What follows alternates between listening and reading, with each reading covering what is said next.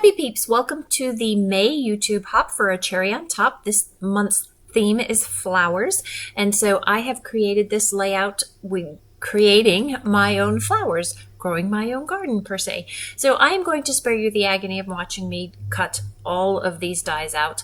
So this is the Painted Flowers layering die from Waffle Flower, and I have pre-cut them out. I've used some pattern papers, and the collection that I'm primarily using is Here Comes Spring from Carta, but then I'm also using some bits and pieces from the new pink Paislee Joyful Notes. And then I also have some cardstock mixed in there. So I just wanted a variety of sort of texture, and to add to the fun of the flower, I have also used some gold glitter glue. I forget the name of, yeah, that stuff. Anyway, and then I'm not gluing them down entirely so that I can fluff them up and give them some dimension, which why I spend so much time doing it when they're just going to get flattened in an album, I don't know, but it looks cool in the photographs. So I am going to layer a couple of pieces of ripped paper up the top there. This is something that I have enjoyed doing lately. I think I just like the softness that it gives a layout. And then I have the inner circle of a project that I worked on previously for Spellbinders that I'm going to use as a base there. It's very much tone on tone. You really can't see it. Even as I'm creating, all you see is the shadow there, but I just like the arc that creates. So I want to put something down the bottom because if I have a header, even if it's as giant as that is, I like to have something that grounds the layout. And so I'm just going to use that strip from the bottom there. And so now I've got a piece of paper that kind of ties all of those colors together. Well, it ties a few more. It ties the green and the yellow together. So now it's time to arrange the flowers. And I'm going to do a little bit of shuffling here. I usually work under the principle of the visual triangle, and I try to have 3 clusters, especially when I have 3 of the same things. But I'm not sure how this is going to work out given the circles as well. So I have the chipboard accents. They're no longer called stickers because they don't actually stick. You have to glue them down yourself. And I like the mimicking arc that this banner of chipboard banners creates. I'm going to add that extra banner piece into the pre-established set of banners. It just says, "Together is my favorite place to be." Mia's favorite cat is definitely Luna, the gray one, but she's equally as smitten with Jasmine, and so I just thought it was a fitting quote. So I've also fussy cut some of the flowers from one of the pattern papers. I did that off camera. Again, I really, there's just certain things that to me you don't need to see.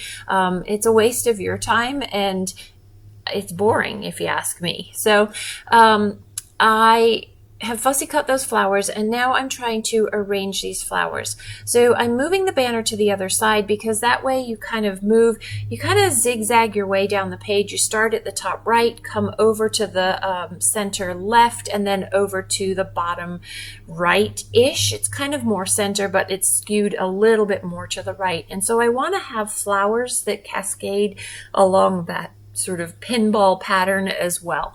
I really need this darker salmony color, pinky salmon, in the layout because it just needs a little bit more of that firmer, darker contrast.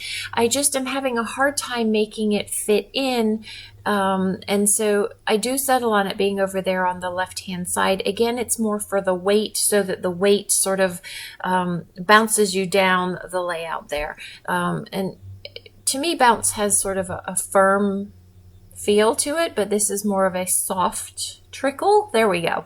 Trickle your way down the layout. So I've kind of committed to all of these major pieces, so I'm going to go ahead and stick them down. In doing so, I realized that my white, quote-unquote white basil piece is not 12 by 12, but slightly more, and so I'm just going to skew everything off to the left so that I can just trim down that right-hand side just a little bit there. So committing to these things, but now trying to get rid of the excess.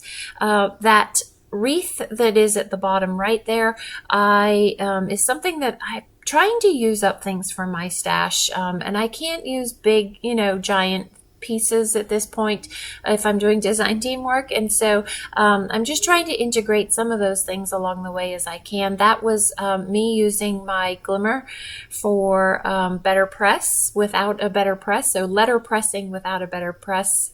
So I have that as a video that I actually did for a cherry on top. So if you are interested, be sure to look in my history of videos for that. I do in the meantime have a better press now, and it's a really close look. Anyway, so committing to these banners as well, gluing them down. I am toying very much with the idea of adding some twine in there, but it really doesn't need any more texture because I've already got tons of texture just by having the chipboard. I also have the flower in there. You'll see that coming along. And so it really doesn't need an overabundance of texture. So just, again, fluffing up my garden that I'm putting around this layout. So again, this is a YouTube hop for a cherry on top every month on the first of every month, or nearly the first. We like to do a hop where you can be eligible to win a $25 gift card to the store. Just all you have to do to enter is leave a comment. So just be sure to leave a comment in the box down below or in the comments down below. And yeah, so, and also check out all of the other projects that the other design team gals have to share with you. It's, you know, there's a lot you can do with flowers. You can either create your own flowers, you can use flower pattern paper, you can use flower stickers, you could just have the topic be flowers. I think I saw somebody did that as their project for the month. So again, this is the flower shuffle. Instead of the two-step shuffle, we got the flower shuffle going on here.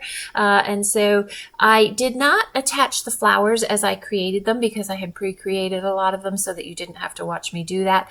And I didn't attach the leaves because I wasn't sure where I wanted them to go. I wanted to have the flexibility of being able to move them depending on where they were going to go for that movement and that color splash. So you can see I've committed to 4 instead of 3 clusters of flowers here. And again, that's that sort of that ping pong trickle down the page, guiding your eye in the movement. I am going to off camera use a Spellbinders die. It's really cool. It's got these really thin, beautiful cursive words, and then it's got sort of the shadow background to it of the welded back letters. And so I'm going to use that that says beautiful in that wreath at the bottom right there. And then again, get that really nice dark salmon in there for just the contrast to the photos there, because there's a lot of shadow in them. So that is all of the main elements. I am going to go ahead and use some of the smaller chipboard pieces just for a little added oomph to the page, as well as some of the enamel dots. Again, not necessary items, but definitely just add a fun little touch of dimension to the page. So I hope you have enjoyed this process video. There are definitely also layered stencils that come with this, and I want to say that I saw that Jenny used those for her flowers. They're pretty cool, so be sure to check that video out and check out the store for ways you can make your own flowers. Thanks for stopping in today. I hope you're doing well. Come back again soon. Take care.